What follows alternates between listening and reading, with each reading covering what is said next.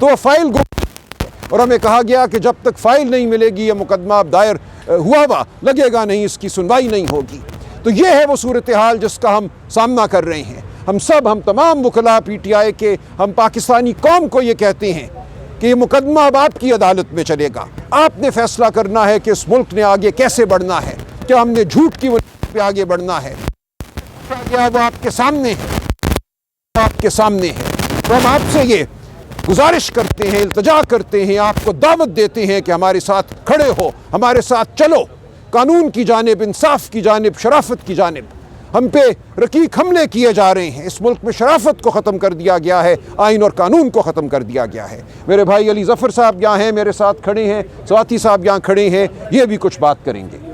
جی بسم اللہ الرحمن الرحیم۔ میں کچھ بیان کرنا چاہتا ہوں توشہ خانہ 1 اور توشہ خانہ 2 کیسز کے بارے میں۔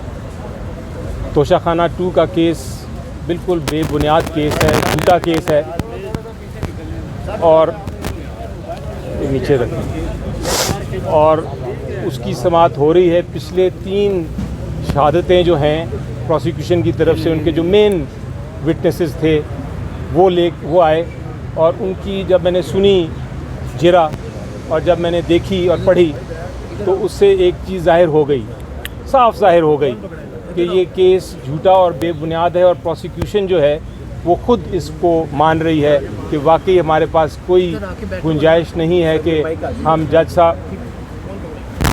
صاحب کے ذریعے کسی قسم کی سزا لے سکیں۔ اتنا بے بنیاد اور جھوٹا کیس ہے کہ اگر کوئی بھی ایسی ملک ہوتا جس کے اندر قانون کی حکمرانی ہے تو یقینی طور پہ وہ جج صاحب کیس میں عمران خان صاحب اور ان کی بشرا بی بی کو بری کر دیتے، اور ساتھ ہرجانہ ڈالتے پروسیکیوشن پہ کہ آپ نے اتنا بے بنیاد کیس کیوں دائر کیا۔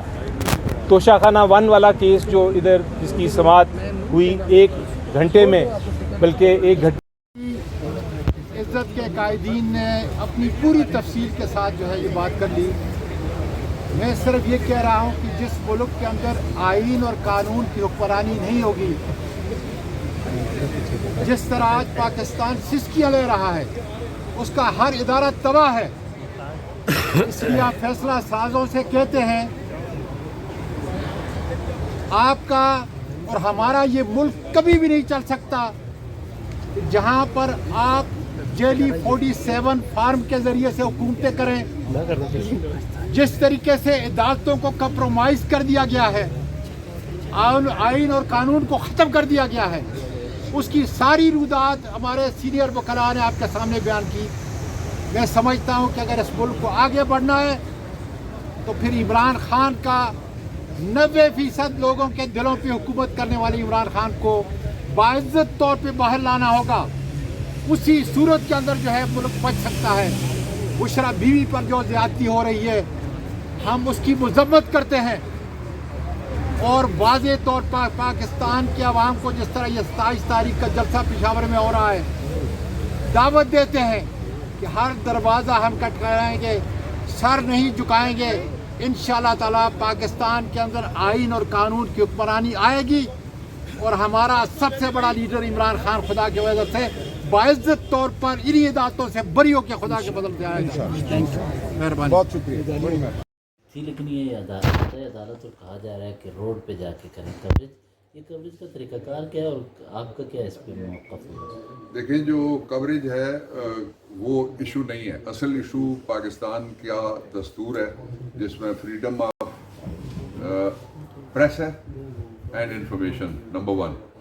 دوسرا اس میں جو لکھا ہوا ہے وہ freedom of press and information کے علاوہ ایکسیس ٹو انفارمیشن ہے۔ یہ 2 فنڈامنٹل رائٹس ہیں۔ وہ فنڈامنٹل رائٹس کسی اسمبلی کے اندر اگر نہیں ان کو کیا جا سکتا امپینج، کسی پارلیمنٹ میں نہیں کیا جا سکتا، اور دوسرے آفسز میں بیٹھ کے جو منسٹر پھر کرتے ہیں، جو بریفنگز کرتے ہیں اپنے آفسز میں بیٹھ کے، جو پارلیمنٹ کے اندر بیٹھ کے اسپیکر کرتا ہے، جو وزیر اعظم ہاؤس کے اندر فارم 47 والا وزیر اعظم کرتا ہے، وہ پھر سارا ہی لیگل ہو گیا۔ اس لیے آپ لوگوں نے رول آف لاء کا ہمیشہ ساتھ دیا آج سمیت، اور اس نوٹیفیکیشن کے باوجود آپ نے کہا کہ بات ہم کریں گے پریس روم کے اندر۔ اور جو اس کا پیراگراف 1 ہے اس میں پریس روم کے اندر بات کرنے پہ کوئی پابندی نہیں لگائی گئی، جس طرح سے کبھی پریس کلب پہ پابندی نہیں لگائی جا سکتی کہ وہاں پہ بات کی جائے۔ اس کا ایک پہلو یہ ہے۔ اس کا جو دوسرا پہلو ہے وہ یہ ہے کہ اس حوالے سے جو اسلام آباد ہائی کورٹ بار ہے وہ بھی، اور جو پریس ایسوسیشن ہے وہ بھی، ان کو ایکشن لینا چاہیے۔ As senior council of this court میں آپ کے ساتھ ہوں۔ میں اس کے ساتھ ہی ایک اور، آج چونکہ عمران خان کی لگی ہوئی ہیں سسپینشن آف سینٹنس کی درخواستیں ہیں، اس لیے میں اس پہ یہ بات کرنا چاہتا ہوں کہ کل رات کو ایک کیبنٹ ممبر صاحب جو تھے وہ عدالت کا فیصلہ ایک طرح سے ایڈوانس سنا رہے تھے۔ ایک چیٹ شو میں انہوں نے رات کو یہ کہا ہے کہ عمران خان تب باہر آئیں گے جب وہ بات مانیں گے، اور جو بات ماننے والی انہوں نے کہی ہے اسی شو میں وہ یہ تھی کہ وہ ہمارے ساتھ گفتگو نہیں کرتے اور وہ ڈائلاگ پہ ان کے مطابق یقین نہیں رکھتے۔ اب چاہیے تو یہ تھا کہ اس طرح کا کیبنٹ ممبر جو بولا ہے اس کے خلاف کوئی ایکشن ہو، لیکن ہم آزادی صحافت پہ یقین رکھتے ہیں اور access to information fundamental right ہے، اس کے مطابق آپ کو سب جگہ کوریج کی اجازت دینی چاہیے۔